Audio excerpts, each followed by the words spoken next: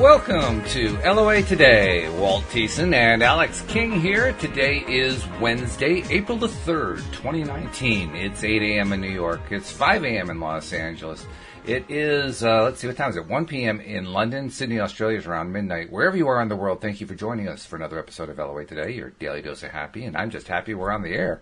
I mean, we're 10 minutes, 11 minutes late here because Facebook said, you know what, I don't really want to do this today. Can we do this tomorrow? Facebook said hashtag nope. Hashtag nope, that's right. Or like the joke that I shared with you before the podcast, which is older than I am, and that joke is, today has been canceled due to lack of interest. You know, when you get that notification, you know you're off to a bad start, right? But fortunately, we found a solution for Facebook's problems. We basically wiped it out of the browser and everything else. And once we wiped everything out of the browser, everything worked. It's kind of like, it was like memory erase, you know? Okay, forget everything. Oh, okay, I feel so much better now. Exactly. Right? Exactly. Get all the issues out of the way just by forgetting. Yeah. That's what happens with birth, isn't it? When we come here, we forget about everything. Yep. Everything. You know? Mm-hmm. Now I'm beginning to understand why. It's a reboot. It's a reboot. That's exactly what it is. Oh, my goodness. Well, anyway, we're here. We're doing the show. We're getting started. People are starting to stream in, so life is good. They're sprinkling in among the crowd. They're sprinkling in. That's right. Yes. Well, you're getting more than a sprinkle there in the Hyannis area, aren't you? You're getting kind of a downpour today. Oh, we're getting a little more than a sprinkle, let me tell you. Yeah. Well, that's okay. It keeps you inside. Like you have any trouble with that, but, you know. Keeps me inside. So how are you this morning? What's going on? I am so awake. So awake. I've been counting down the hours until it was time to start the podcast. That's how awake I am. Wow. Poor Alyx. Her medical team neglected to leave her sleeping stuff so she could... The little chance that she had to get a good night's sleep disappeared entirely because she couldn't even take that. So, Nope. But you did a lot of social media. You caught up on all your social media. Caught up on all the social media. Mm-hmm. Yep. So that's somewhat good, I think. I hope. Yep. Although these days, a little shopping.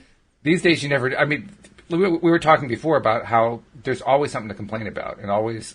You know, if there's not something to complain about, then people find a way to complain about it. They invent something new to complain about, right? You know, so I think I'm noticing a trend here in our own conversation. We're coming up with things to complain about. We should probably shift that. What do you think?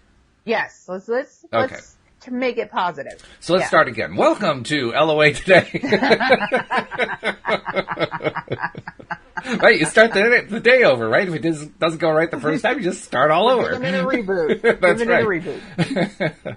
So anyway, today will be a Q&A for those who are listening to the live stream of the show. And good morning, Amy. We see your note.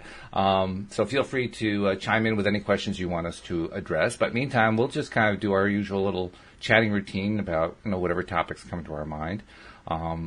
We are getting closer and closer. We're not there yet. We've got quite a bit of work left to do, but we're getting closer and closer to the day when we are able to announce the release of our fiction podcast. We're taking the baby steps. That's what you have to do, right? You take baby steps forward. We're taking baby steps, but we're moving there. We're moving closer and closer. So that's something to look forward to. That's a happy thought, getting that first episode out. I saw something on Facebook yesterday. I don't know if you've seen these before. Somebody has come up with a new way of telling a story on Facebook it's kind of like reproducing like a text message series, a thread, and they show you the thread one message at a time. That's their way of telling their story, which is clever, but I also found it's pretty boring. And it doesn't help if the story itself is boring. But what was interesting is this story, somebody was advertising it on Facebook. It wasn't just a post. It was an advertised, a sponsored post. And, excuse me, I've got stuff in my glasses. I hate when that happens. The post had like 750 comments on it. And about 9/10 of them were, well, that's 5 minutes, I'll never get back again. That kind of thing. They were just rejecting it outright. Terrible, terrible, terrible, all that kind of stuff. The other 10% were people were saying, I loved it. I thought that was really interesting. Really? Yeah. You don't usually see that. It's usually everything goes one way or everything goes the other way. But there was disagreement. There was disagreement. And people having different opinions about it. Some people loved it. Most people hated it. And when I added it up at the end of the day in my head, I realized, well, that's like 10% of the population was liking it or even loving it. And then I realized that's not so different from television. That's not so different from, radio. That's not so different from podcasts. That's not so different from any of it. Because most shows that are out there of any kind, there is the minority who love it, and then there's the majority who says, go away, I can't stand you. Right. So once again, there were two things that I took away from it. The first one was, remember, this is an advertised post, right? Yeah. And it had a huge amount of interaction, most of it negative, but the people who didn't like it, they took the time to interact with it. In fact, a number of them even took note of the fact that I just wasted 5 minutes, and what's even worse, I actually responded to it. Yeah. But the point is they responded. They responded to this Yeah. thing. And I'll tell you, the story that they wrote was really bad. It really was not very good at all. I mean, it wasn't even well thought out. That was the worst part. But Yeah, see, I hate that. But it was supposed to be a thriller. It was supposed to be a story. Oh. It was supposed to be a story about how somebody had framed somebody else for murder, and was kind of bragging about it to the person that they're talking to, and bragging about it in a way that basically says you can't do anything about it, and you or your friend are going to be the prime suspect. It was that kind of a deal. Excuse me. Yeah. So I mean, the premise sounds on the surface like it's pretty good, but when you actually read it, it's like, oh, come on, just keep it moving. This is so slow. It was not. It didn't get the suspense going, like you thought it would. It just didn't. It just didn't work. And I think that's what people were reacting to. And yet, it still had a significant proportion of the population who reacted well to it. That's basically the same thing that I saw with that company that put out a whole bunch of podcasts called Gimlet. They sold their podcast to Spotify for a huge amount of money. And many of those, I mean, I can't say I previewed all of them. I previewed a handful of them. But the ones the handful that I previewed, they sucked too. They really weren't very good. They just weren't very good at all. I mean, the best one, it wasn't really good, but the best one was the story of a woman who goes to work for a company that's like Alexa or Siri, one of the artificial intelligence voices, and come to find out that behind the artificial intelligence, there's really no artificial intelligence. It's just a whole room full of people answering the questions. That was the big, reveal. And I thought to myself, that's the best you can come up with? Really? Not with the stage at where TV shows and other shows are at today. That's not even up to par. Like, you got to get it together. But apparently it is up to par. I mean, it's sold as part of a package for $230 million. That's a pretty good par. I don't understand. I mean, where's our check? Yeah, right? Well, that's what we're working toward, right? We're trying to put out a show that we think is going to be popular. Of course, we could be wrong. We could put it out there and everybody says, well, that was 5 minutes, I'll never get back. You never know what you're going to get. But the point is, they responded to it. They responded to it, yeah. Well, actually, I think the bigger point is we'll like it. We're going to put out something that we like, that we think is good stuff. And, if nobody else likes it, then, okay. As long as we're happy doing it, that's the bottom line. That's the bottom line. Mm-hmm. Yeah. So, good on us. People are still filing in, saying hello and so forth, but nothing really coming into questions. So why don't we do one of our Q&A round robins where I come up with a question, you come up with a question, and we'll just, see what we can figure out that way. Sound good? Okay. All right. So let me see what I got here. Well, I got the first one for you. The first question is... good. Okay, you wake up in the morning, and it's thundering and lightning out, and the day does not look good. It looks pretty bleak from a weather perspective, and you're not Alyx King, so you actually do like going outdoors, but today you can't go outdoors, and it's getting you down. What do you do? See, I'm the wrong person to ask, because that's a nap day to me. That is what I like to call snuggle weather. Snuggle weather. You find someone to snuggle with, and you snuggle all day. I love it. That is great. Snuggle weather. Okay, a new term has been introduced into the lexicon. I like it. Very good. Yep. Put that on a t-shirt. Hashtag snuggle weather. But still, this is about challenging you. So I'm challenging you to kind of think outside your comfort zone. Okay. So you have to think like somebody who doesn't prefer to stay indoors. Okay. So say like today. So today, someone who has to get up and go to work. Yes, or go out and do something that they enjoy. Maybe it isn't something they have to do. Maybe they wanted to do something. Maybe today was the day where they were flying to Disney World.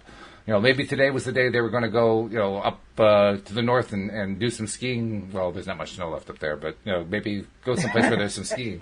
Maybe they had some fun activity they had in mind, and they can't do it because it's raining. Well, I say you have to replace it with another activity that you enjoy doing, whether it's just going to have to be an indoor activity because of the weather, and whether it be in your house or indoor somewhere else. Like, if let's say you were planning to take the family to go play mini golf, well, you can't do that in the rain, so maybe you guys should go see a movie. Oh. So substitution. Not always easy, but yeah. Yeah. Because I can think of a time when I guess I must have been 8 or 9 years old, and people listening can begin your booing now because I'm a Yankee fan. I have been all my life. So thank you very much. Appreciate that. Well, we have people from all around the world, so some people may not even know what a Yankee is. That's true. Well, actually, no, I think most people know who the New York Yankees are. They may not know what the game of baseball is, but they know who the New York Yankees are because everybody's heard of that. That's true. Yeah.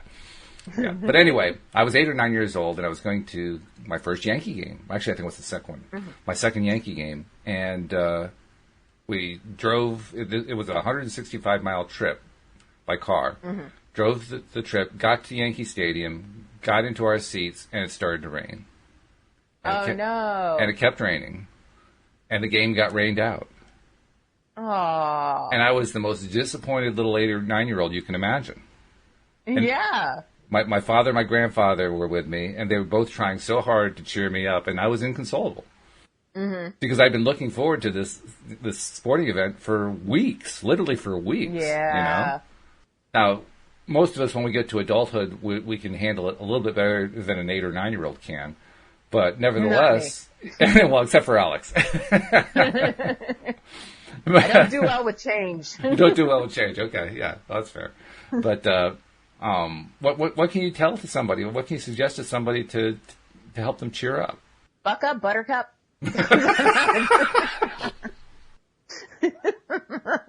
Buck up, Buttercup. Well, there it is. That's the scientific explanation that we're looking for.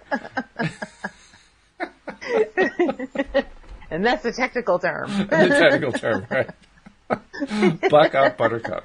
Okay. Well, then I'll leave that one there, and I'll say, Alyx, it's your turn to come up with a question. This constant 8, 9-year-old is just sitting there just saying, oh, God, I'm just so depressed. And Alyx tells me to buck up. Thanks so much. Okay. I know. That's the worst thing to do when someone is upset, or it's like they say when a woman's mad, the last thing you want to do is tell her to calm down. Yes, right. Exactly. Yes. That's the worst thing you can do. So, my question is, what do you do when you feel like you have a giant rain cloud over your head? Well, you mean like, there was actually a cartoon many, many years ago that had just that. Yeah. It was called Sad Was Sack. it Calvin and Hobbes?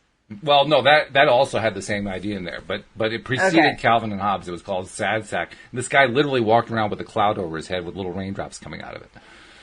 Oh, I was thinking of Eeyore.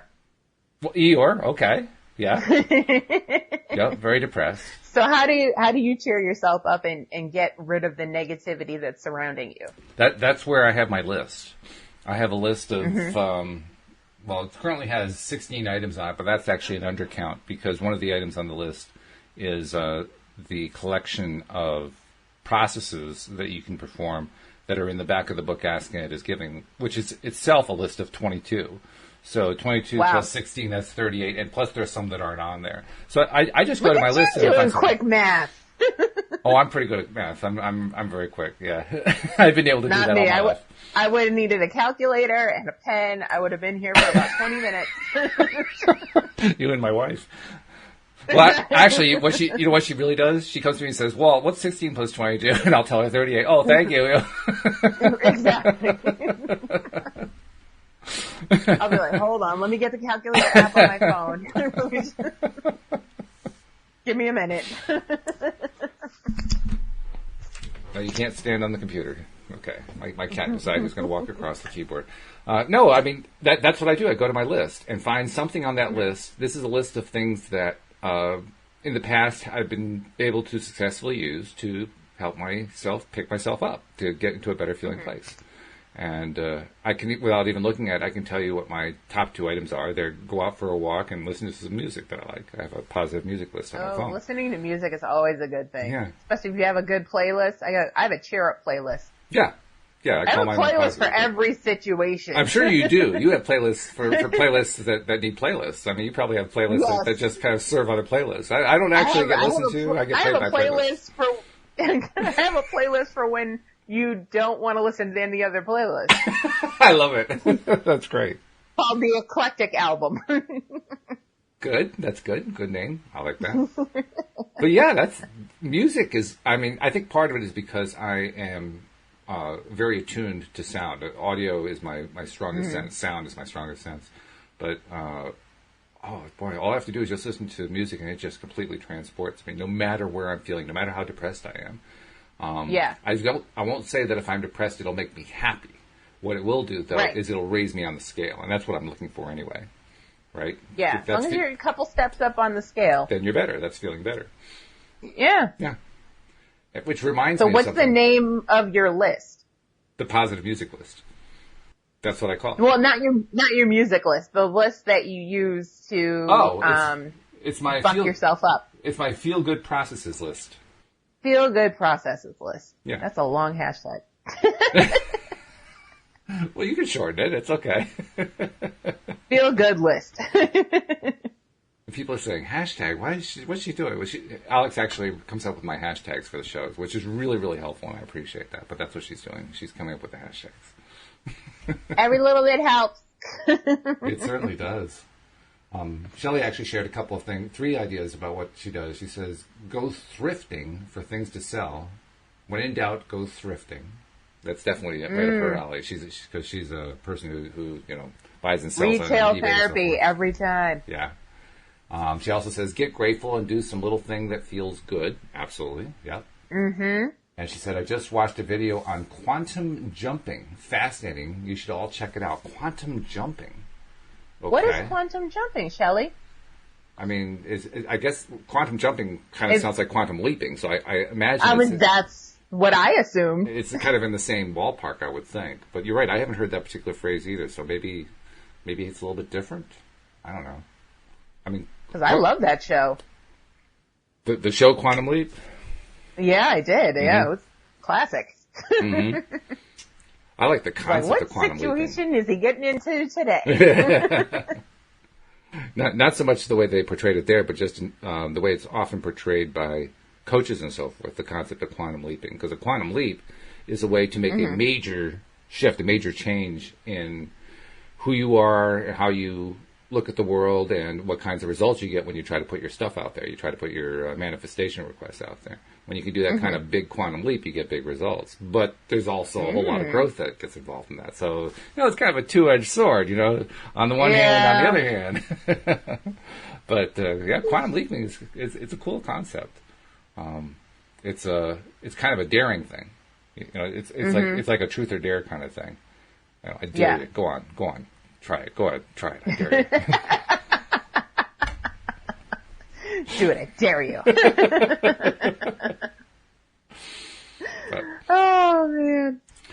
Okay. Let's see. So it's my turn because I still don't see. Oh, wait a minute. Shelley actually shared some more information, I think. Oh, this is Oh, okay. Get in tune with your doppelganger that's doing what you want to be doing. Ask them questions and become that. Wait, what? Read that again? Getting in tune with your doppelganger who's doing what you want to be doing, and then ask them questions and become whatever that is. Touché. That's a clever idea. I like that. Yeah. That's another way of saying, ask inside. Yeah. Get higher guidance or whatever you want to say. Yeah. Or your inner Walt. My inner Walt, yes. My inner Walt is the one that I trust. But you can't stand in front of my monitor. He does this every time he wants attention. Here you. We need to see things and talk to people. So That's you right. can't do it. And of course, as soon as I pick him up, he gets up and leaves. So he's a little bit of a contrary cat. It looks like you're making the whole thing up because he's like, no, I'm not on screen, but I'm totally in your way. Yeah, that's right. Every once in a while, I mean, I know that things are getting bad when he starts chewing paper because it's not that he actually likes to eat paper. He does it just to annoy us. I mean, literally, that's the whole point, and just to piss us off. I've never seen that. Have you ever seen an animal chew paper? Yes. My dog. Your dog does it. Okay. Yes. Yeah, it's pretty strange. So, oh, good. He's decided to go entertain himself by looking out the window. So he's good for the next 20 minutes. Cats and windows, man. That's right. Okay, next question here. Let's see. All right. Well, then as a follow-up to the question you asked me, when you have a need to get into a better feeling place and you try something that generally works for you and it doesn't work, what do you do then? I do a reboot. I go back to bed and start over. Start all over again. Yeah. I'm like, nope, today's canceled. I'm back to bed. And then I get up and I'm like, no, what I really do is I distract myself with different tasks. So chores that need to get done, things I need to do throughout the house, keep myself busy, try to keep my mind off the racing thoughts and the other things that are bothering me. And, right. Yeah. Yeah. No, I know exactly what you mean. Believe it or not, this sounds strange, but I can't say it's one of my favorite things to do, but it's one of my more effective things to do is to wash dishes. Because washing dishes is such a mindless activity, and it kind of forces you to go into that mindless mode that it clears your mind of whatever the crap was that you were dealing with. Yeah. Which is strange, because it's not like it takes a whole lot of thought. I have to think about how to wash the dish. No, it's not like that, right? Well, see, I feel like if I was washing dishes, because I don't wash dishes, but I feel like if I was washing dishes, it's such a mindless activity, my racing thoughts would take over and it would be even worse. Wouldn't you think that would be it? I agree with you. But that's not what happens. Huh. That's not what happens. No, it becomes therapeutic. Therapeutic soap. Okay. Especially when you have, the warm water on your hands and so forth. It's like, oh, yeah. This is nice. It's almost like a meditation. I forget what that's called. It's a thing they tell me to use in therapy. It's like you're supposed to focus on when you're in the middle of a panic attack, they want you to take like an orange from the freezer. Like you're supposed to keep an orange in your freezer. I don't know why. And you're supposed to squeeze the orange and you're supposed to feel the orange and you're supposed to feel how cold it is and the pressure of everything about it. It's kind of like that, but I forget what it's called. It's called keeping the orange frozen in the freezer, isn't it? No. Oh god. No, it's yeah, that's orange in the freezer therapy. That's it, yes. I like that name. That's a good name. It could be grounding, like a form of grounding. Okay. Well, so when you're grounding yourself, you're like, okay, my feet are on the floor, my hands are touching my thighs and that type of thing. So maybe it's that. I don't know. I'm gonna have to ask my therapist to get back to you on that. Okay. That's fair enough.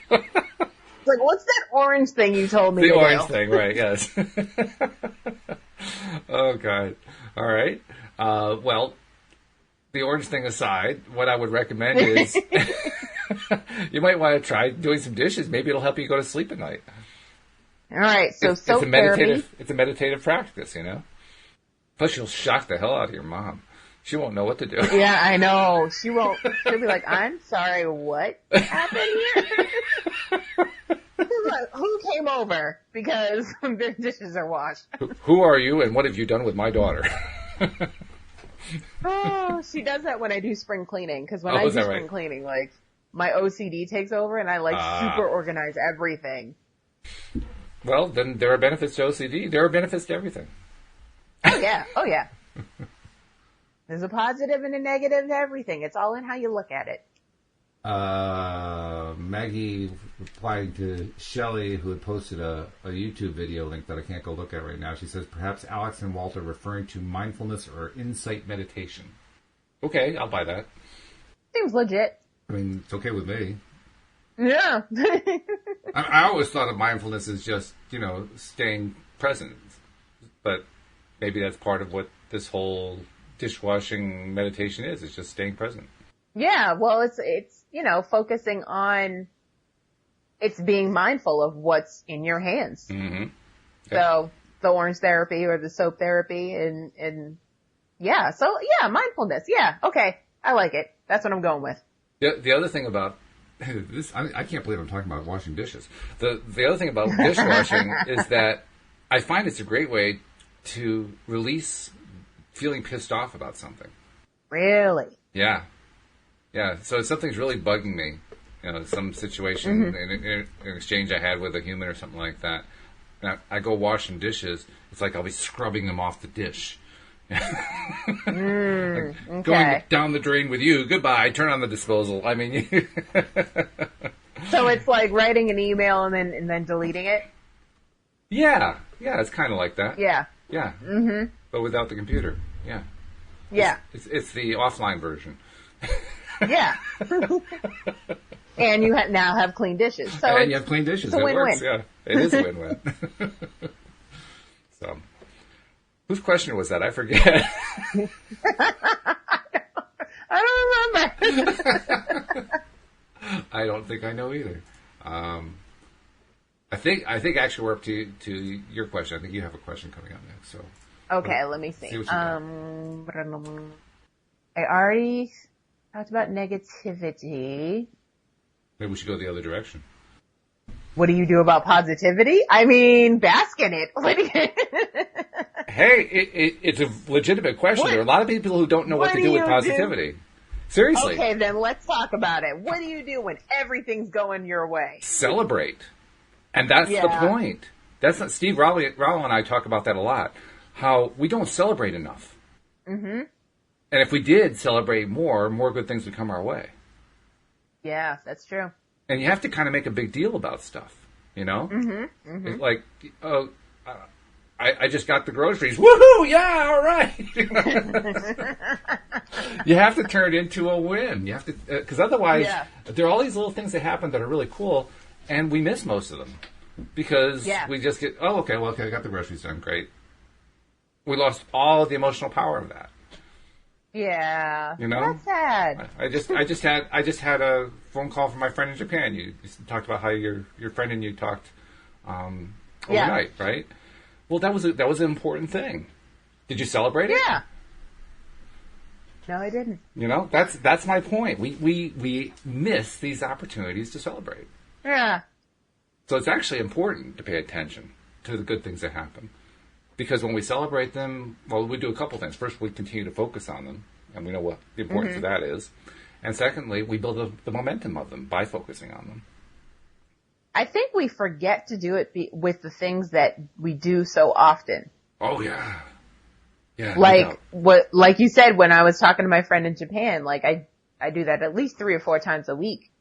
So, no, I didn't celebrate it because that's just my morning. So there's 3 or 4 times where, you missed an opportunity to feel better about stuff. It was a great opportunity, too. That's the point. We have all these opportunities that happen throughout the day. All we have to do is take advantage of them. On the other side, last night I talked to my cousin, who I hadn't talked to in a couple of weeks, and I did celebrate. I was Mom, I talked to Dennis last night. We had a great conversation, blah, blah, blah. Everything's great. Yeah. So, but it's the little things, but also, the things you don't expect, or the things you don't do so often. Push the cat out the door. It's a catastrophe. It's catatonic is what it is. That cracked me up. I should have been an only child, my mother says all the time, because I crack myself up. Well, there actually some famous comics were only child. Robin Williams. You have to make your own entertainment. Robin Williams didn't have any brothers and sisters. Mm-hmm. So he had his toy soldiers and so forth, and he made up games for them to play and conversations for them to have, and sometimes that's why he was such a good impressionist, because he had nobody to talk to. Yeah. Sometimes the therapist would cock an eye and say, "What is going on with that child?" Oh, I would have killed to have been his therapist. Oh, I would have died. Oh. It reminds me of what James Lipton said about him. James Lipton, who does Inside the Actors Studio on Bravo. Yep. He had Robin Williams on. It's one of my favorite. I have a recording of that appearance. Oh, do you? Oh, it's wonderful. That's one of my favorite. That's on my list, actually, of things to do when I need to cheer myself up. Just listen to the first 7 or 8 minutes, because he's pure Robin for the first 7 or 8 minutes. James Lipton doesn't get his first question in until 8 minutes in. And he says it dramatically, "For my first question." And Robin replies, "This is for $5. Oh my God. But yeah, it can be draining though, being on all the time. It wears you down. Oh yeah. And that's where the depression comes from, and all that other stuff that comes with it. It's a tough life. But the point I was going to make by bringing up James Lipton is that Lipton at one point asked him, what's actually going on? Are you actually thinking faster than the rest of us? What the hell is going on in there? Yeah. We usually are. We're usually 2 jokes ahead of everybody. Yeah, right. That's what made him so brilliant, because he could be 2 jokes ahead, but he was making it up as he went along. That's what was so cool about it.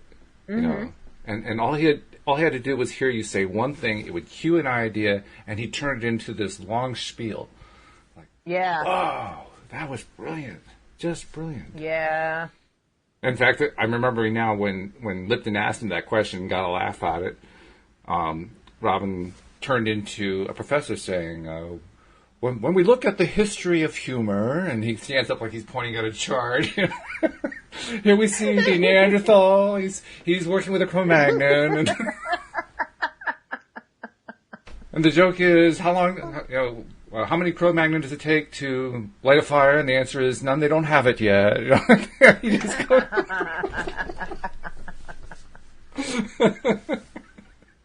Speaking of lighting fires, I saw a meme on Facebook for Autism Awareness Day, and it said the first caveman to light a fire was autistic, because nobody else knew what to do. I love it. That's good. Kind of ironic, really, because if that was true, he was the one who we would label as autistic, but everybody else was looking at him like, what is he doing? And they just had this dumb look on their faces. That's what it's like. You know? He probably had his specific interest was rocks, and he just decided, I'm going to play with these rocks, and oh, fire. Hello. Which makes me wonder. Call you fire. Which makes me wonder, who's the autistic one? Is it the guy who's playing with the rocks, or is it the people who are all staring at him playing with the rocks? Which one are the autistic ones? That's the argument we have all the time on the autism page is who's in the right here? The neurotypicals or the neuro differences? Different.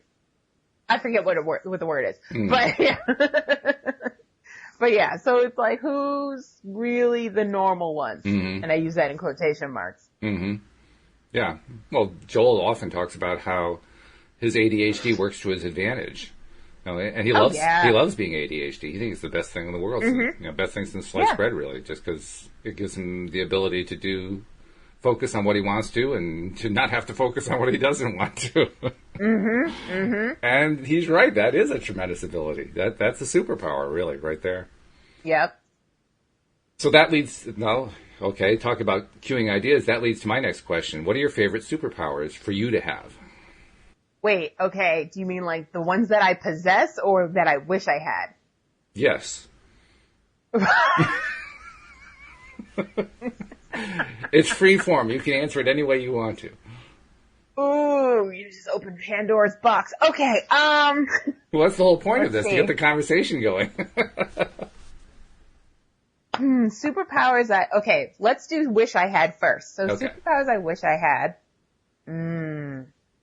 See, I always thought I wish I knew what people were thinking because I can't read social cues. But then I picture myself walking around like going like this because everyone's talking at the same time and I can't focus and all I can hear is everyone's voices. And so, you know, I focus on the negative part of the superpower. So I'm like, maybe I don't want that one. So you don't want to be the fly. female version of Mel Gibson is what you want to be, right? Because he was in the movie What Do Women Think or What Do Women Want or whatever it was. What do women want? And they and- actually did What Do Men Want Oh, did they? with, they did with Taraji P. Henson. I didn't know that. It was alright. Yeah, it just came out this year. Like not even 2 weeks ago. It just came out. Oh, really? Oh, okay. All right. Yeah. Yeah. It was alright. But yeah, basically that situation. So you But I assume later on you would learn to hone your powers and learn to control it so you can focus on one person at a time. well, that's the ideal, isn't it? Yeah. Yeah. That's So I would makes like sense. to be able to know what people are thinking Okay. and, let's see what else. Teleportation. Ooh. Yeah. Cause I don't want to fly cause I don't do heights. So just being able to be somewhere instantly, that'd be great. So That'd someone be who does fantastic. astral travel, you don't want that. What you want is the Star Trek transporter. You stand on a pod, you end up on another pod. Yep. Exactly. And in between, you sparkle all over the universe. Well, I sparkle anyway, so. There you go. So it's right in character, right? Exactly. And probably to be able to predict the future. That would be my third one. Well, anyone can predict the future. That's not the problem. The problem is getting it right.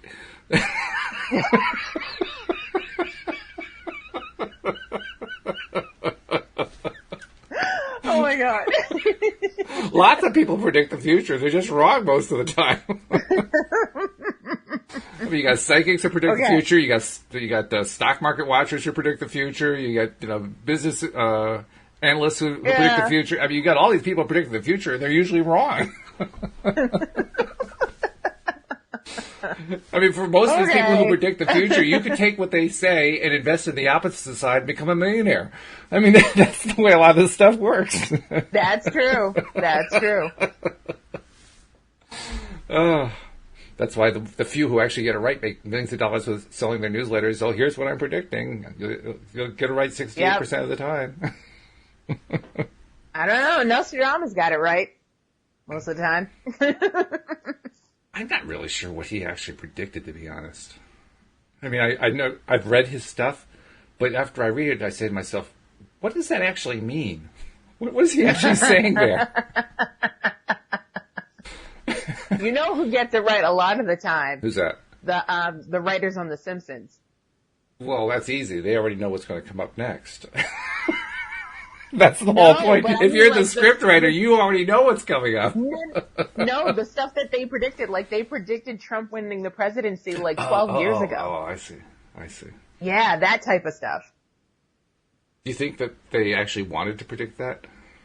I don't think they wanted to. I think they just said, what's the craziest thing we could come up with? And holy crap, it came true. A lot of shows have done stuff like that. I mean, look how much stuff that was considered science fiction when Star Trek first came out is now part of our life. Yeah, that's true. I mean, we have medical scanners. We have communication devices Yep. we can hold in our hands. We even have flip phones that were just like the way the communicator opened up. You know, really about the only thing that we lack is the transporter pod, which is what you were asking for.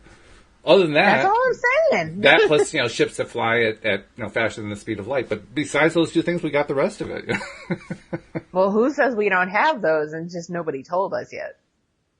We're just not on the cool people list So are we of going people to that know about it. Are we going to Area 51? Is that what you're saying?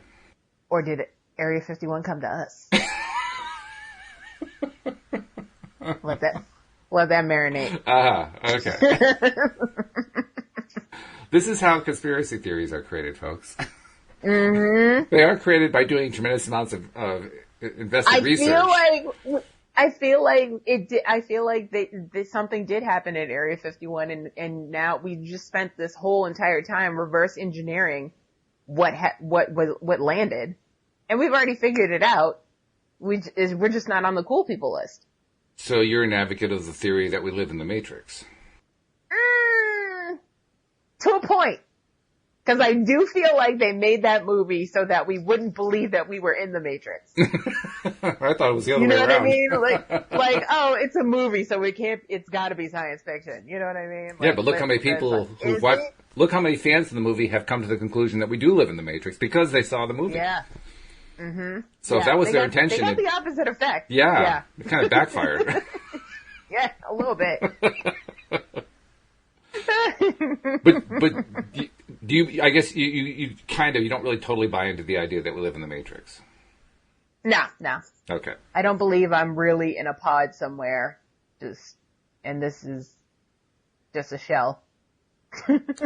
So you don't feel like there's somebody sucking your energy out of you for lunch? No, I'm pretty energized all the time, so I don't think so. Okay. So there it is, QED, we are not living in the Matrix. We've just proven it. You know why? Because Alyx is always right. Alyx is always right. You've been wanting to write that hashtag for a long time now. One day it will apply, and I'm going to use it. Oh, we are in our silly mode today. This is good. This is healthy. Silly is a happy thing. I might change my name on the bottom of blue jeans to Alyx is always right. Okay. Okay. Well, there's room for it. Why not? Yeah. I'm gonna. I'm totally gonna.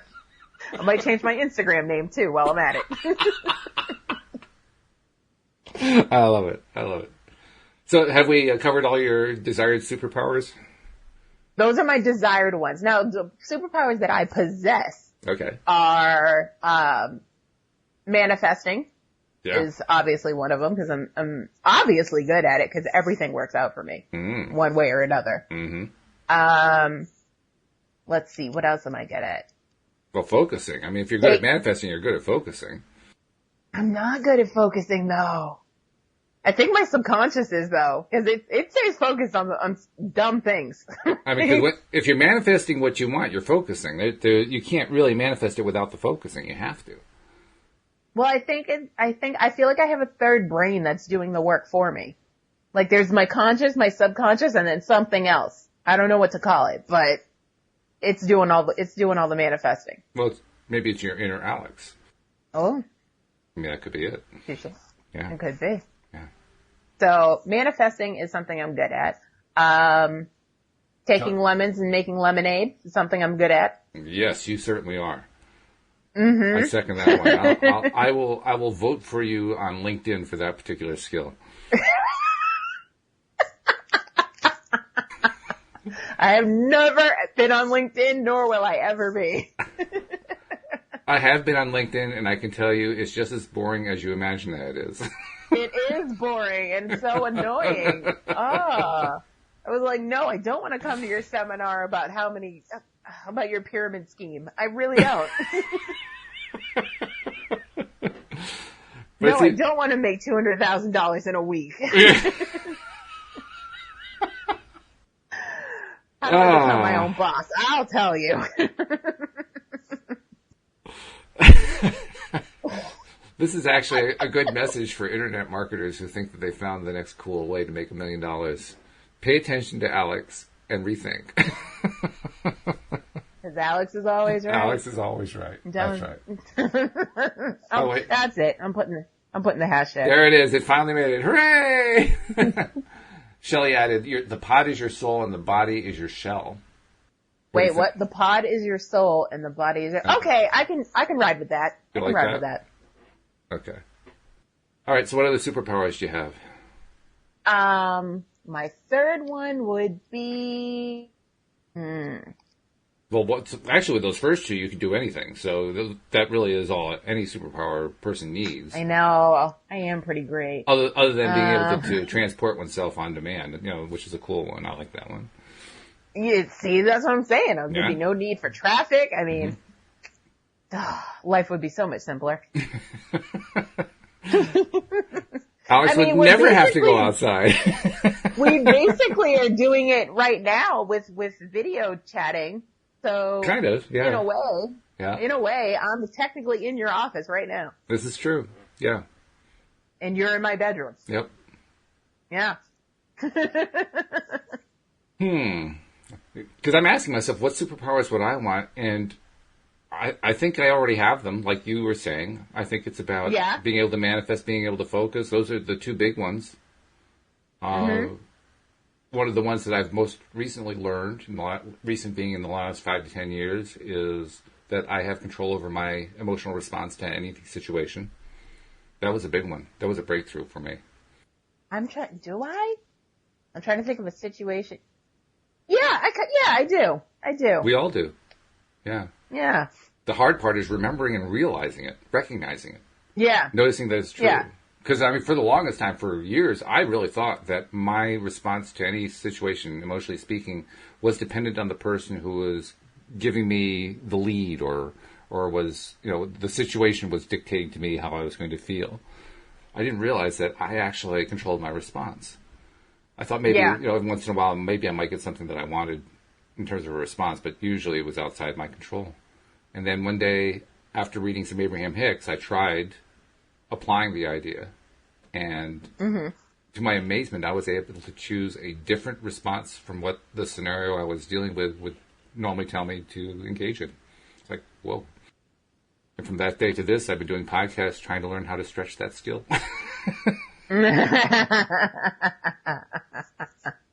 Because it's powerful. It's very, very powerful. That actually corresponded with, you talked about people who try to sell you pyramid schemes and make $200,000 in a minute and that kind of thing. It corresponded to this whole idea of being able to control your emotions helped me to understand how the sales process works, how marketing works. Because I've been studying that. I've been doing marketing. I've been studying it. I've been trying to learn it, trying to get my head around the whole thing. So I really, really got it for years. Yeah. But what was my breakthrough? What made the whole thing make sense to me was that I finally realized every single selling situation, every single transaction happens first and foremost on an emotional level. Yep. And I didn't know that. And when I finally got that, I said, holy crap, it's really true. And I started working all the iterations, all the different ways of playing it out. And my God, it really is true.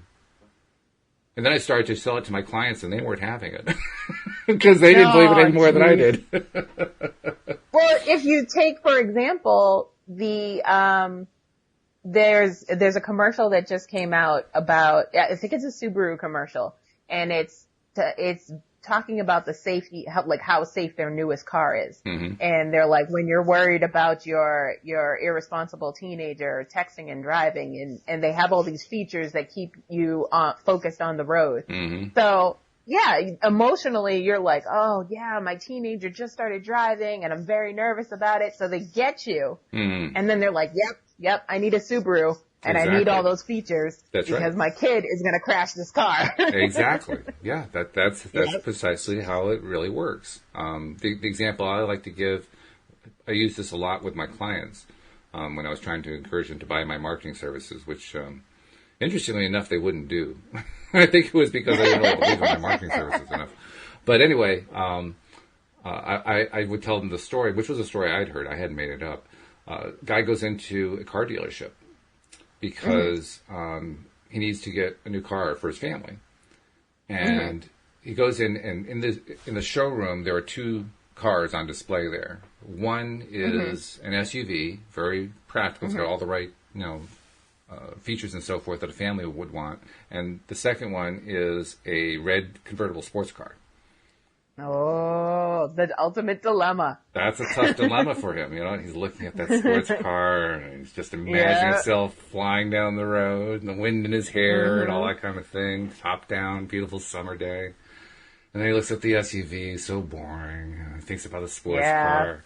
The salesman comes out and sees how he's reacting and says, oh, you like the sports car, huh? Yeah. Oh, boy. I can just imagine myself driving that.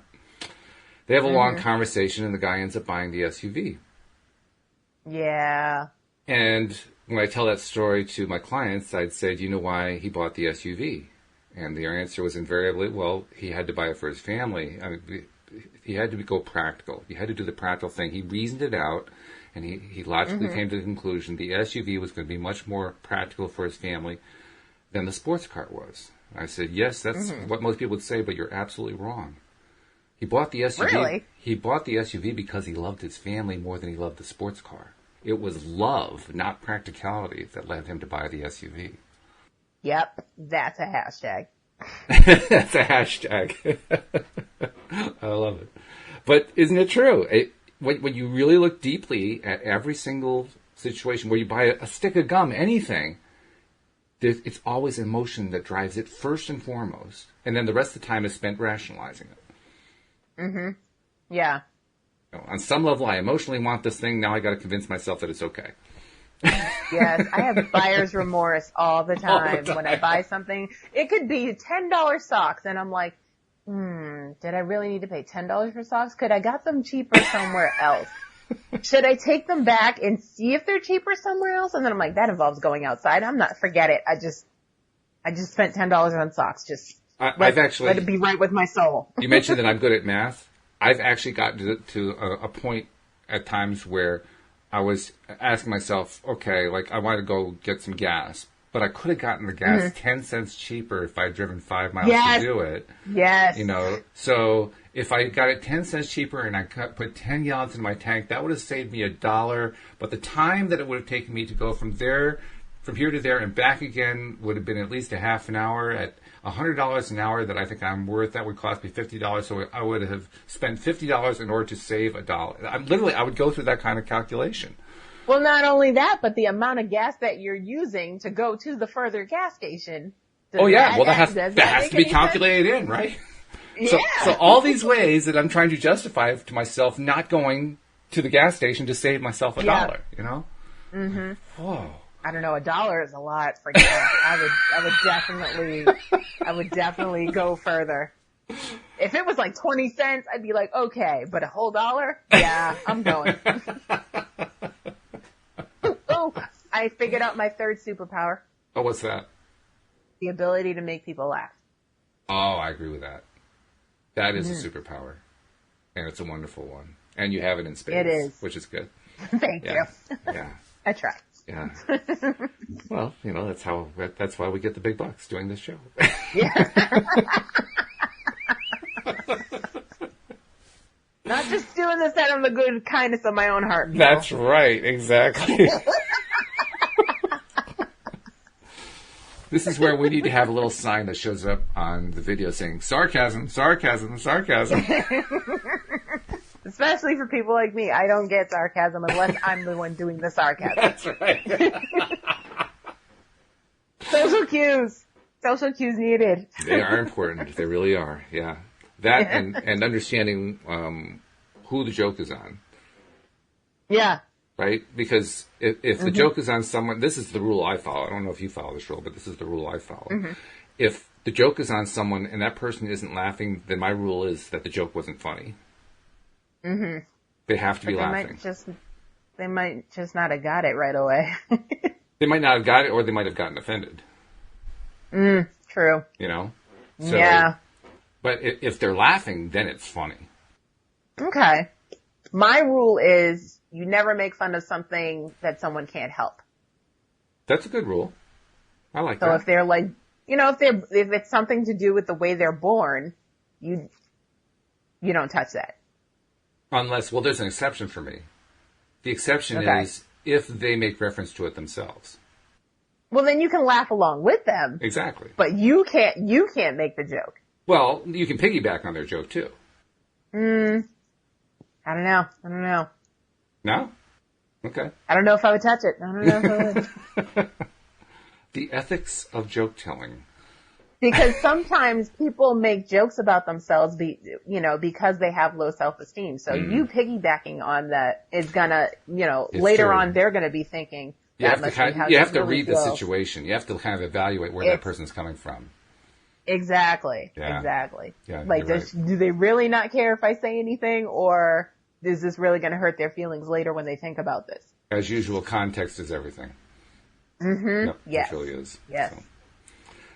Well, we are coming to the end of an hour. I want to make sure I get our announcements in. So, if you're not yet a subscriber to the podcast, please become one. It's real simple. We get the links into almost all the places where we're putting in the descriptions for each of these topics that we discuss. But if you can't find the links, just go to the homepage of the website, loatoday.net, and right at the top, you'll see a great big icon with text in it that says, click here to subscribe with, and it'll tell you what kind of device you got there. Because it detects it automatically. You just click it, walk through the steps, and just like that, you're a subscriber. And then after you subscribe, of course, make sure that you'll listen to all the episodes and that you're sharing on social media and with your friends and other ways too, even on, that archaic method known as a telephone call. Whatever it is that you're doing. Make sure that you're sharing the fact that you're listening to LOA Today so that other people can find out about it. Subscribe and share. That's our mantra around here. And anything happening? Oh, what? Oh, and YouTube. Don't forget YouTube. YouTube. Tell them about YouTube. Okay, so if you want to rewatch this, or if you want to watch this for the first time, go to YouTube and look for LOA Today podcast videos, and subscribe, and hit that little bell next to the subscribe button, so you'll be notified every time we do an episode. That's a cool feature. Once you told me about that one, I said, I'm glad they have that. I wish they explained it better, but I'm glad they have that. That's good. Yeah. Well, I just clicked it one day and I was like, what does this do? Which is what they counted on. Yeah. That's what the developer counted on. He was hoping that people would click it and say, oh, well, that's pretty cool. Yeah. That's what a programmer calls an Easter egg. Ooh, look what that does. Any news about spoiler alert? Anything coming up that people should know about? I believe either today or tomorrow I'm doing my interview with a Supernatural fan who went to the Vegas convention, which is the first convention after the announcement of the cancellation. So there were lots of tears in the room and lots going on. So I'm excited to hear from her and, just talk about how we feel about the show ending in general. Mm-hmm. Okay. Even though we have another year, but still, we're still coping. So they didn't call it the Supernatural Wake, right? I mean, it might as well have been. Like, we're all in mourning right now. Did everybody wear black, Probably. Yeah. Veils over the head and so forth. I saw clips of the actors that were actually crying on stage. So Wow. when they started talking about the ending, yeah. Yeah. Well, when you've been on as long as they've been on, what'd you say, 15 years that show's been on? Yeah. Yeah, 15 years. That's a long time. Yeah. Yeah. A lot of mojo built up under that one. A lot of positive momentum, and for some people negative momentum, but mostly positive because now the fans get to play all the old episodes again, right? Reruns. I mean, we were doing that anyway because we do that every day. Okay. So that activity doesn't go away. That's what's so cool about recordings. I mean, there are people who have long since been moved on, transitioned to the other realm, but we can still see their movies, That's true. John Wayne is as alive today as he was 50 years ago. Yep. It's amazing. So anyway, we will be doing the Neville. Today's Neville Day for people who are Neville Goddard fans. So this afternoon, Cindy Chavez and I will be talking about Neville Goddard. Join us for that. And then Alyx and I meet with Tom Wells on Friday. So looking forward to that. And I'm promising you, Alyx, I told you yesterday after the podcast, and today is my day to really start doing the next part of that script and actually seeing if we can get the script put together. Because once we have a script, then we do our casting. And we even have somebody who reached out to us who wants to be a cast member. I told you about that one, right? Yes, if you would like to be a cast member, please contact us. Please DM us. Absolutely, yeah. So people are already volunteering. That's good. That means that we're starting to tap into the zeitgeist. Yes. Good stuff. All right. Well, anyway, thank you, Alyx. Thank you to our live stream audience. Thank you to our podcast audience as well. We'll see you all next time here on LOA Today. Goodbye, everyone.